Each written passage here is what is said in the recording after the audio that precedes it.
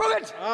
इनको अब अगर प्रेस में कोई पत्रकार उनको पसंद ना आए ऐसा सवाल पूछते हैं तो तुम बीजेपी के एजेंट हो ऐसा कहते हैं। 2014 में सब हम जीते तो कौ कौ कौ कौ कौ कौ कौ कौ कौ तो मैंने सोचा साला ये 200 बार भी बहसकार करेंगे, एक भी अवैध घुसपैठियों को इस देश में हम वोट नहीं।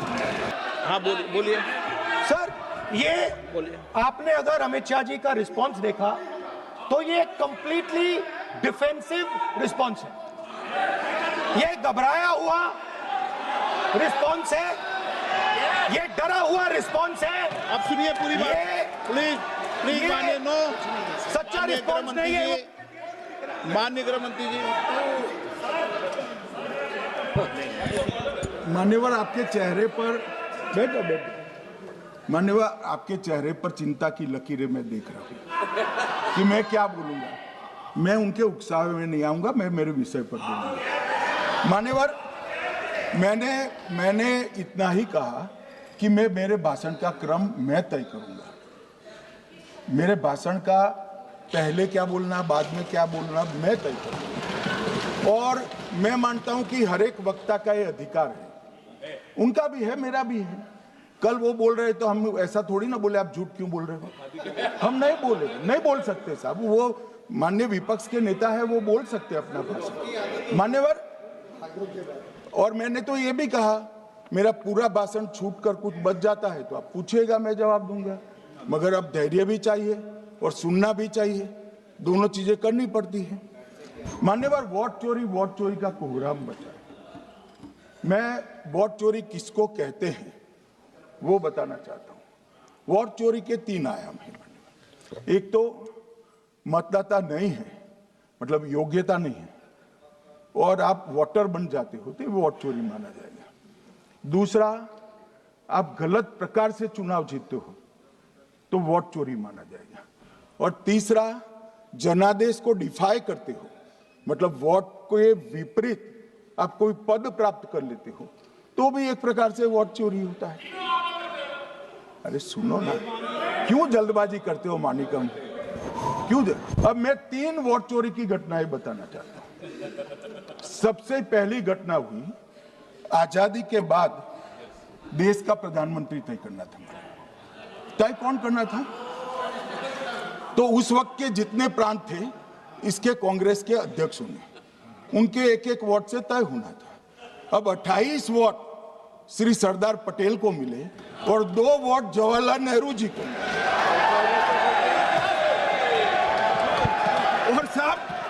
और साहब प्रधानमंत्री जवाहरलाल जी बने। मान्यवर, दूसरे प्रकार की वोट चोरी और नैतिक तरीके से चुनाव जीता, ऐसी वोट चोरी भी भूतकाल में एक बार हुई थी। श्रीमती इंदिरा गांधी रायबरेली से चुनी गई। इलाहाबाद हाईकोर्ट में श्री राजनारायण पहुंचे कि चुनाव नियमों के अनुसार नहीं हुआ। इलाहाबाद हाईकोर्ट ने ये तय कर दिया कि श्रीमती गांधी ने उचित तरीके से चुनाव नहीं जीता है, हम इसको रद्द कर देते। मान्यवर, ये भी वोट चोरी थी, बहुत बड़ी वोट चोरी थी। और उसके बाद में क्या हुआ?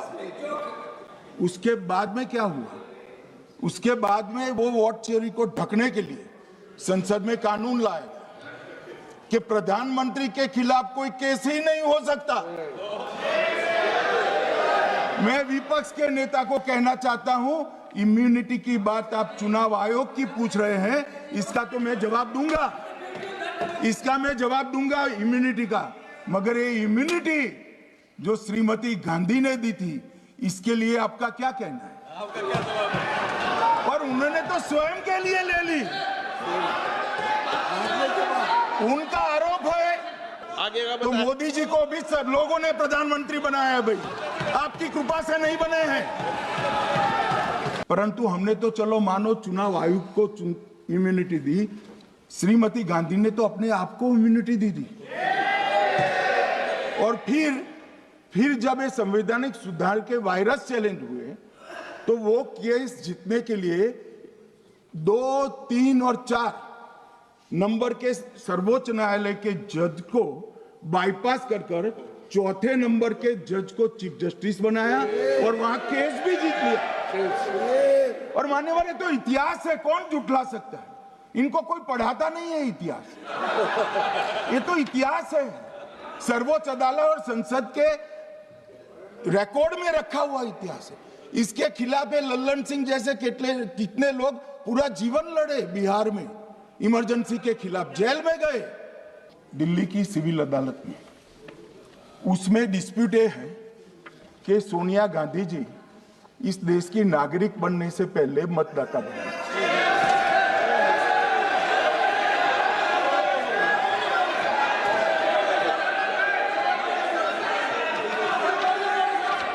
मान्यवर, मैंने इतना ही कहा है कि अदालत में केस चल रहा है जो फैक्चुअल है। अब जवाब तो उनको अदालत में देना है, सोनिया जी ने यहां क्यों दे रहे हैं? अदालत में जवाब देना है। I am challenging Home Minister. Okay. Sonia Gandhi not even voted the election. Can you prove it? Can you prove it? Sir, misleading statement a Home Minister doing. Sir, you are. What is this, sir? एक minute. तब फिर से बताऊंगा मैं। मगर अभी तो मैंने सिर्फ इतना कहा है कि वहां एक केस रजिस्टर्ड हुआ है जिसमें श्रीमती गांधी को नोटिस इश्यू किया है। इसमें इतने लाल पीले होने की जरूरत क्या है? अब पहले तो ऐसी परंपरा सिर्फ कांग्रेस पार्टी में थी, मगर संपर्क का दोष कहता होता है साहब, ये सारे इंडिया अलायंस वाले चुनाव आयोग के खिलाफ आए। मान्यवर, चुनाव आयोग एक तटस्थता से चुनाव कराने वाला संस्थान बनाया गया और इसकी मान्यता कोई पॉलिटिकल पार्टी ने नहीं दी, भाग और अनुच्छेदों के तहत हमारे संविधान ने दी है और ये संवैधानिक प्रक्रिया है। इस संवैधानिक प्रक्रिया पर सवाल खड़े कर अनर्गल आरोप कर आप पूरे चुनाव आयोग की एक प्रकार से पूरे दुनिया में इसकी छवि को धूमिल करने का काम कर रहे हैं। आपको लगता है कि आप सरकार की छवि धूमिल करें? ना जी, आप पूरी दुनिया में भारत के लोकतंत्र की छवि को धूमिल करें। मान्यवर, सरकार का तो इतना ही सवाल है, मान्यवर सरकार का तो इतना ही सवाल है कि भारत के मतदाता क्या सोचेंगे, मगर मतदाता का सोचने का सवाल नहीं है। मतदाता को तो मालूम है कि हमने तो वोट दिया है इसलिए चुनकर आए हैं, तो उसके मन में कोई डाउट नहीं है। ये वोट चोरी करते रहे, घुसपैठिया बचाओ यात्रा निकाली और बिहार में 2/3 बहुमत से हम जीते। मान्यवर, ये जो नई परंपरा शुरू हुई कि देश के अंदर चुनाव न जीते तो चुनाव आयोग को बदनाम करो, चुनाव प्रक्रिया को बदनाम करो, मतदाता सूची को बदनाम करो, ये हमारे लोकतंत्र का भला नहीं करेगी। यही आयुक्त के कहते, यही सरकार के होते हुए आप कई चुनाव जीते, हम कुछ नहीं बोले, हम पार्टी में बैठकर इसकी मीमांसा की, मगर ये लोग चुनाव आयोग पर। प्लीज नो, आप बैठिए, आप ठीक है बैठिए। माननीय सदस्य प्लीज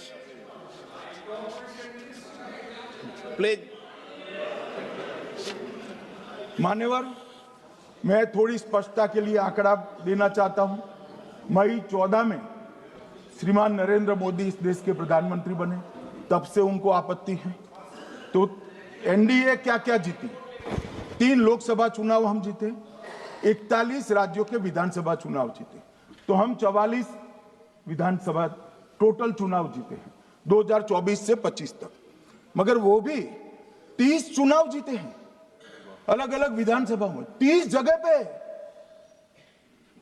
अगर मतदाता सूची करेक्ट है तो क्यों शपथ लिया, क्यों चुनाव लड़ा?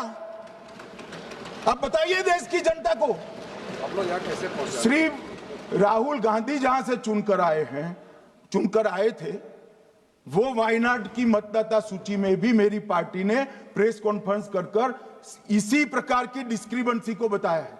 इसका जवाब नहीं देते। हमने अमेठी का भी बताया है, इसका जवाब नहीं देते हैं। मान्यवर, ये चुनाव की मतदाता सूची में जो थोड़ी बहुत गलतियां हैं, उसको वो लोग मुद्दा बनाते हैं चुनाव हारने का। चुनाव हारने का कारण है नहीं, मैं अंत में बताऊंगा क्यों हारते हो चुनाव, मैं बताऊंगा मान्यवर अंत। परंतु फिर भी चलो मान ले कि मतदाता सूची ठीक नहीं है, तो गहन पुनर्निरीक्षण का मतलब ही ये है कि मतदाता सूची को सुधारने की प्रक्रिया। अब इसमें आपके बीएलए सहयोग नहीं करते हैं, आप उसका बहिष्कार का ऐलान करते हो, आपकी राज्य सरकारें जहां है वो मदद कम करती हैं, तो कैसे मतदाता सूची का शुद्धिकरण होगा? जो आपकी डिमांड है वो ही चुनाव आयोग कर रहा है। आपकी डिमांड है कि मतदाता सूची ठीक हो, वो चुनाव आयोग कर रहा है। मगर हुआ क्या है मान्यवर मालूम है? इनको अब अगर प्रेस में कोई पत्रकार उनको पसंद ना आए ऐसा सवाल पूछते हैं तो तुम बीजेपी के एजेंट हो ऐसा कहते हैं।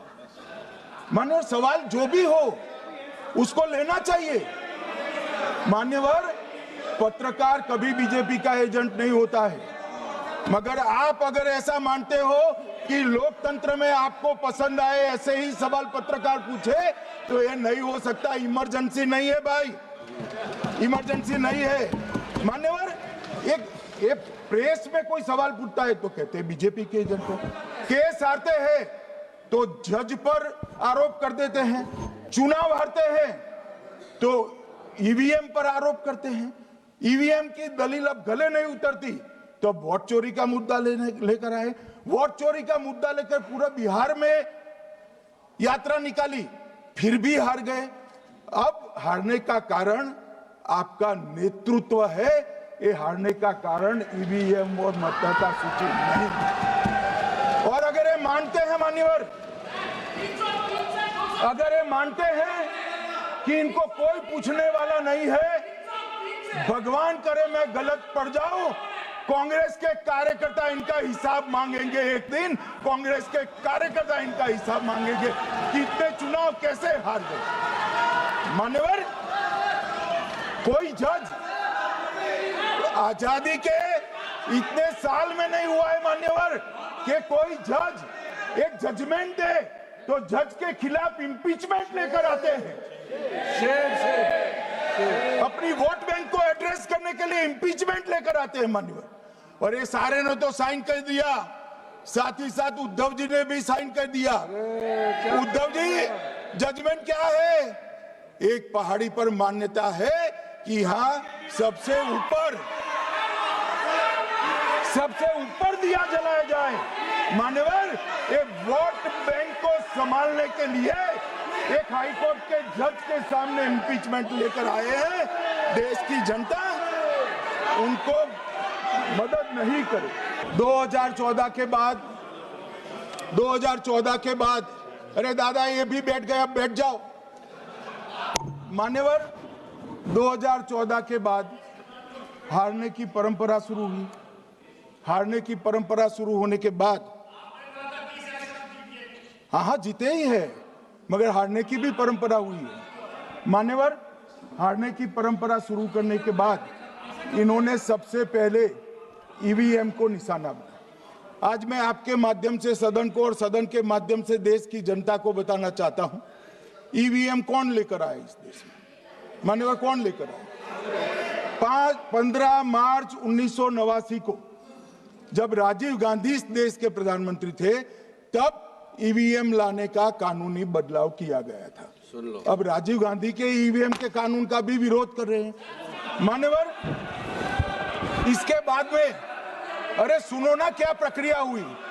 इसके बाद में ईवीएम के खिलाफ किसी ने याचिका करी। इस देश की सर्वोच्च न्यायालय के 5 जजों ने बैठकर ईवीएम के कानूनी बदलाव को 2002 में उचित ठहराया। मानो राजीव गांधी को भी नहीं मानते, सर्वोच्च अदालत को भी नहीं मानते हैं। फिर 98 में मध्य प्रदेश, राजस्थान और दिल्ली, इसमें सिर्फ 16 विधानसभाओं में इसका ट्रायल लिया गया। कितना केयरफुल है ये भी बताता हूं। हुडा बैठो, ये भी कितना केयरफुली चुनाव आयोग आगे बढ़ा है। मध्य प्रदेश, राजस्थान और दिल्ली, ये राज्यों की सिर्फ 16 विधानसभा में इसका ट्रायल लिया गया। हर प्रकार से चेक कर ईवीएम का उपयोग सबसे पहली बार पूरे देश में 2004 में हुआ। 2004 का महत्व है माननीय, सबसे पहले 2004 में हुआ। पूरे लोकसभा चुनाव हमारे समय में ईवीएम का उपयोग हुआ, लाए राजीव गांधी, वहां से लेकर 2004 तक। और 2004 के चुनाव में कौन जीता भाई? वो जीत गए। उस वक्त ईवीएम की चर्चा बंद। 2009 का चुनाव हुआ, पूरा ईवीएम से हुआ, ये जीत गए, चुप्पी साध ली। 2014 में सब हम जीते तो कौ कौ कौ कौ कौ कौ कौ कौ कौ कौ चालू कर दी। वो सरकार में थे मान्यवर, ये क्या है? जब कानून आप लाए, मशीन आपने इंट्रोड्यूस किया, चुनाव आप पहला जीते मशीन से, दूसरा चुनाव जीते, मौत से 10 साल राज किया और हार गए तो फिर रोते हैं। तो 2017 में इलेक्शन कमीशन ने जून 2017 में 3 दिन तक ईवीएम इलेक्शन कमीशन की ऑफिस में रखे कि कोई भी पार्टी आकर, कोई भी टेक्नोक्रेट आकर, कोई भी साइंटिस्ट आकर ईवीएम को हैक कर कर बता दे। ये तो गए ही नहीं, ये नहीं गए। मान्यवर, ये सिर्फ प्रेस में आरोप करते, ना अदालत में जाते हैं, ना चुनाव आयोग के पर जाते। मान्यवर, मगर एक्सपर्ट भी नहीं गए। आप कोई एक्सपर्ट भेज देते भैया, एक्सपर्ट भी नहीं भेजा। और मान्यवर, 2017 में फिर चुनाव आयोग इस निर्णय पर पहुंचा कि आने वाले सब चुनाव ईवीएम से होते हैं। अब चुनाव आयोग ने तो निर्णय कर दिया, मगर मैं भी साहब थोड़ा ज्यादा सोचता हूं। तो मैंने सोचा साला ये चुनाव आयोग कहता है कुछ नहीं हो रहा है, कुछ नहीं हो रहा है, तो ये लोग आरोप क्यों लगाए?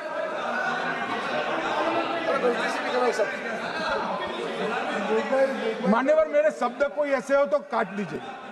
काट दिया राहुल जी। फिर मुझे याद आया कि मान्यवर, जब इनके जमाने में चुनाव होते थे, बिहार और यूपी में सरकारें बनाती होती थी, पूरे के पूरे वोट के बक्से हाईजैक कर लिए जाते। ईवीएम आने से ये बंद हो गया, ईवीएम आने से बंद हो गया। और मान्यवर, चुनाव की चोरी बंद हुई है, इसलिए पेट में दर्द हो रहा है। ईवीएम का दोष नहीं है, चुनाव जीतने का तरीका जनादेश नहीं था, करप्ट प्रैक्टिसेस थी, इसके कारण चुनाव जीतते थे। अब आज ये पूरे एक्सपोज हो चुके हैं। पीएम का शेड्यूल, और पीएम को लगभग 24 और 16 कितना होता है, 40 महीना हो गया। इसमें से किसी भी एक महीने का शेड्यूल दिखाओ। पीएम की गति ही इतनी है, कोई भी महीना उठाओगे तो इतने ही प्रवास करते हैं। मानवर, इसको चुनाव का कोई लेन देन नहीं है। हमारे प्रधानमंत्री जनसंपर्क में आजादी के बाद सबसे ज्यादा प्रवास करने वाला प्रधानमंत्री। और मैं जानता हूं साहब, मैं जानता हूं नरेंद्र मोदी जी को 2001 से मैं बता सकता हूं, एक भी दिन की छुट्टी नहीं, एक भी वैकेशन नहीं, लगातार जनता का काम करना। मैंने कभी नहीं देखा उनको वैकेशन में। कई बार इनका अनुकरण करने का प्रयास करते हैं तो बीपी बढ़ जाता है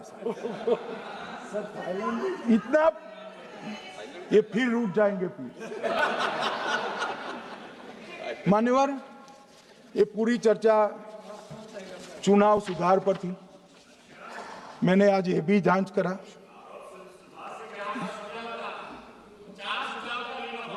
सुनो ना, जरा धैर्य रखो भाई। मान्यवर, मैंने आज सुबह चुनाव आयोग के वहां जांच कराई। जांच मतलब कोई गोपनीय चीज नहीं पूछी है, आप इसका इशू मत बने। मैंने ये पूछा कि चुनाव सुधार के लिए मई 2014 के बाद कौन सी पार्टी से कितने आवेदन आपको मिले, क्योंकि चुनाव सुधार जो करना है इसकी प्रक्रिया क्या है। मान्यवर, चुनाव सुधार सभी राजनीतिक दलों के साथ चर्चा कर चुनाव आयोग भारत सरकार के विधि मंत्रालय को भेजता है और विधि मंत्रालय इसका कानून बनाकर संसद के सामने रखता है। ये प्रक्रिया है। तो मैंने सोचा कि इतना बड़ा हो हल्ला हुआ तो ढेर सारे चुनाव सुधार कांग्रेस पार्टी ने दिए होंगे, तो मैं जरा उसका पुच्छा कर दूं, लगे हाथ तो इसकी भी बात कर लूं। इसमें गोपनीय क्या है? तो मैंने पूछा तो साहब मुझे एक रहस्य मालूम पड़ा कि आज तक मई 2014 से चुनाव आयोग को एक भी चुनाव सुधार का सुझाव कांग्रेस पार्टी से नहीं मिला। मान्यवर,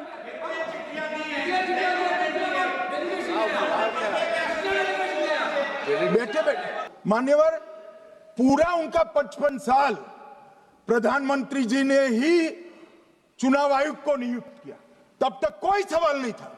और नरेंद्र मोदी करते हैं तो उन पर सवाल उठाते हैं, मगर हमने तो ऐसा भी नहीं किया मान्यवर। फिर 89 से 91, जब 89 में चुनाव आयुक्त उनकी सुनते नहीं थे, तो पहली बार उस पर ब्रेक लगाने के लिए चुनाव आयोग को बहुत सदस्यीय बनाया गया। ये बिहार के चुनाव के कारण ही हुआ, परंतु वो भी प्रधानमंत्री की फाइल से ही अपॉइंट होते हैं। और मान्यवर 21 चुनाव आयुक्त, कमिश्नर और मुख्य चुनाव आयुक्त, और 21 और 29 इस प्रकार से हुए जिसमें कोई प्रधानमंत्री जी ही रखते थे। कांग्रेस पार्टी ने ही ये परंपरा बनाई थी, कानून भी कांग्रेस पार्टी ने बनाया था। मगर आज आरोप करना है इसलिए आपने चुनाव चोरी कर लिया, चुनाव चोरी कर लिया, चुनाव चोरी के कहने से कुछ नहीं होता। जनता हमको सुनती है भाई, और हम जवाब भी देते हैं। तो 45 दिन के बाद ये सीसीटीवी फुटेज क्यों रखना चाहिए? अब इतनी सादी समझ नहीं है सब। मैं क्या कर सकता हूं? सब समझ के कोई इंजेक्शन नहीं होते जो भड़ाम से दे दिया।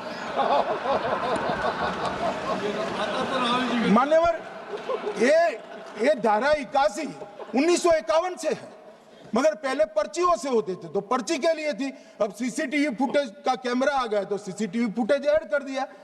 कल देर रात को मान्यवर मैं मेरा भाषण तैयार कर रहा, तो मैंने अपने आप को पूछा कि ये सब इतना स्पष्ट है तो ये मुद्दा क्यों उठा रहे? मेरी समझ में अगर इतना पढ़कर आता है तो उन्होंने भी तो पढ़ा होगा। ये मुद्दा क्यों उठा रहे? मूल मुद्दा है अवैध घुसपैठियों को मतदाता सूची में रखने। इन लोगों ने मान्यवर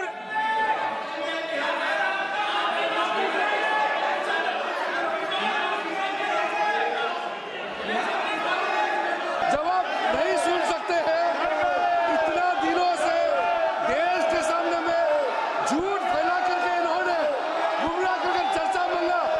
आज गृह मंत्री जी एक बात का जवाब दे रहे हैं, ये भाग गए, डर गए, सुन भी नहीं सकते। ये अगर ये सुन नहीं सकते हैं, इतना दिनों से संसद का समय बर्बाद क्यों किया? अगर सच्चाई नहीं सुन सकते तो इतना दिनों तक सड़कों पर संसद का समय लोगों को भ्रम फैला करके क्यों समय बर्बाद किया? ये दिखा रहे, हमको मालूम था ये भागने वाले हैं। ये 200 बार भी बहसकार करेंगे, एक भी अवैध घुसपैठियों को इस देश में हम वोट नहीं देंगे। ये हमारे एनडीए का पॉलिसी है मान्यवर। डिटेक्ट मतलब ढूंढो, डिलीट करो, मतदाता सूची में नाम काटो और उनको डिपोर्ट करो। हम संवैधानिक प्रक्रिया कर डिटेक्ट, डिलीट और डिपोर्ट ये पूरा करेंगे। ये क्यों सदन छोड़कर भाग गए? मैं इनके सामने तो कोई बात भी नहीं कर रहा था, ना कांग्रेस पार्टी के सामने बात कर रहा था। मैं तो बात कर रहा था घुसपैठियों को देश के बाहर निकालने की। अब ये तो देखिए साहब, अगर मैंने इतने सारे आरोप करे श्री जवाहरलाल नेहरू पर, इंदिरा गांधी पर, इनके पिताजी पर, सोनिया जी पर, तब भागते तो लाजिम था। ये घुसपैठियों को लिए भाग गए क्योंकि उनकी हमारी पॉलिसी है डिटेक्ट, डिलीट और डिपोर्ट। उनकी पॉलिसी है नॉर्मलाइज कर दो घुसपैठ को, उसके बाद में मान्यता प्रदान कर दो और चुनाव में मतदाता सूची में डालकर फॉर्मलाइज कर दो। मगर साहब ये लंबे समय तक नहीं चलना। मैं मेरे मन से मानता हूं, मेरे पार्टी के सिद्धांत तो है ही, मगर मैं मानता हूं कि जनसांख्यिकी में इतना बड़ा परिवर्तन देश के लिए बहुत बड़ा खतरा है। यह देश एक बार जनसांख्यिकी के आधार पर बट चुका है और हम नहीं चाहते कि आने वाली पीढ़ी ये देश के भी बंटवारे दिखे। इसलिए ये बहुत जरूरी है कि इस देश से घुसपैठ को रोकना पड़ेगा। और मैं आज कहना चाहता हूं टीएमसी के लोगों को भी, ये राहुल जी के साथ में रहकर घुसपैठिया बचाओ यात्रा बिहार में निकली, साफ हो गए। आप भी घुसपैठियों को बचाओगे तो वहां भारतीय जनता पार्टी का विजय तय। मान्यवर, ये कहते हैं कि घुसपैठ क्यों हो रही, आप बॉर्डर नहीं बनाने देते, फेंसिंग नहीं करने दोगे, घुसपैठ नहीं होगी। फिर भी चलो, मैं पूछना चाहता हूं कि घुसपैठ होकर सबसे पहले घुसपैठिया कहां आता है? कहां आता है? तो गांव में आता है। पटवारी को मालूम नहीं पड़ता, गांव के थाने वाले को मालूम नहीं पड़ता। इसकी मतदाता सूची में नाम डालने के लिए आधार कार्ड कहां बनता है? वहीं बनता है। उसका राशन कार्ड कहां बनता है? बंगाल में बनता है। और मतदाता सूची में कौन सी मतदाता सूची में ऐड होता है? तो बंगाल में होते। आपकी कोई जिम्मेदारी नहीं है। मान्यवर, ये देश के भविष्य और सुरक्षा के साथ खिलवाड़ कर रहे। कभी कभार चुनाव तो जीत जाओगे घुसपैठियों के आधार पर, परंतु इस देश की सुरक्षा को आप ताक पर रखो। मैं आज कहना चाहता हूं मान्यवर, बिहार की जनता ने एक बहुत महान फैसला किया है घुसपैठिया बचाओ यात्रा के खिलाफ जनादेश। मैं मेरी ही बात करता हूं। मैं तो 10 साल का था और नारे लगाता था, आसाम की गलियां सुनी है, इंदिरा गांधी खूनी है। हम तो वहां से लड़ते लड़ते आए हैं, हम नहीं डरते मान्यवर। और मान्यवर, इन्होंने कहा कि वोट चोरी से जीतते हैं, वोट चोरी से नहीं जीते हैं। आपने सर्जिकल स्ट्राइक का विरोध किया, इसलिए हम जीते हैं। आपने एयर स्ट्राइक का विरोध किया, इसलिए जीते हैं। आपने 370 हटाने का विरोध किया, इसलिए जीते हैं।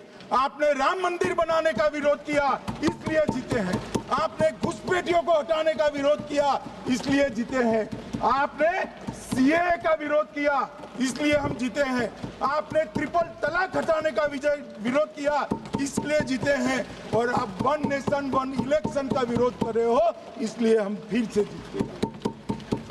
माननीय 60 करोड़ गरीबों के घर में इस देश के प्रधानमंत्री जी ने घर पहुंचाया, गैस पहुंचाया, पानी पहुंचाया, शौचालय पहुंचाया, 5 किलो अनाज मुफ्त पहुंचाया और 5 लाख तक की दवाइयां मुफ्त कर दी। क्या समझते हैं कि वोट चोरी कर कर जीते हैं? इस देश के इंफ्रास्ट्रक्चर को 40 साल देख लीजिए और हमारे 11 साल देख लीजिए, इंफ्रास्ट्रक्चर को 3 गुना बढ़ाने का काम हमारे प्रधानमंत्री नरेंद्र मोदी। और इसलिए जनता हमें जिताती है। और मैं तो अभी भी कहना चाहता हूं, चले गए हैं मान्यवर, मैं अभी भी कहना चाहता हूं, यार कांग्रेस पार्टी तुझे टिकट तो देती नहीं है। मान्यवर, मैं अभी भी कहना चाहता हूं, एसआईआर का विरोध करोगे तो बिहार की जगह बंगाल और तमिलनाडु में भी साफ। मान्यवर, इस 140 करोड़ की जनता का जनादेश ईश्वर का आदेश होता है। हमारे यहाँ तो कहते हैं ना कि जनता ही जनार्दन होती है। तो जनता का फैसला श्री कृष्ण का फैसला होता है, जनार्दन का फैसला। और वो जनता के फैसले को ये लोग वोट चोरी इस तरह की भाषा का प्रयोग करते हैं। जनता देख रही है, जनता आंख मूंद कर नहीं बैठी। मान्यवर, मैं तो धन्यवाद करना चाहूंगा हमारे पार्लियामेंट्री अफेयर्स मिनिस्टर का कि इन्होंने तो एक अलग रास्ता कर एसआईआर पर चर्चा कर ली। वरना इनका झूठ एक तरफा जनता में जा रहा था। आज आपने भी मुझे इतना विपुल मात्रा में समय दिया, जरूरत पड़ी वहां प्रोटेक्शन भी दिया, मुझे संरक्षण दिया, इसलिए मैं आपका भी धन्यवाद करना चाहता हूं। और अंत में फिर से एक बार श्री राहुल गांधी के भाषण लिखने वालों को कहना चाहता हूं कि तथ्य ढंग से ढूंढ कर लिखे, इनकी यहाँ पर तकलीफ होती है।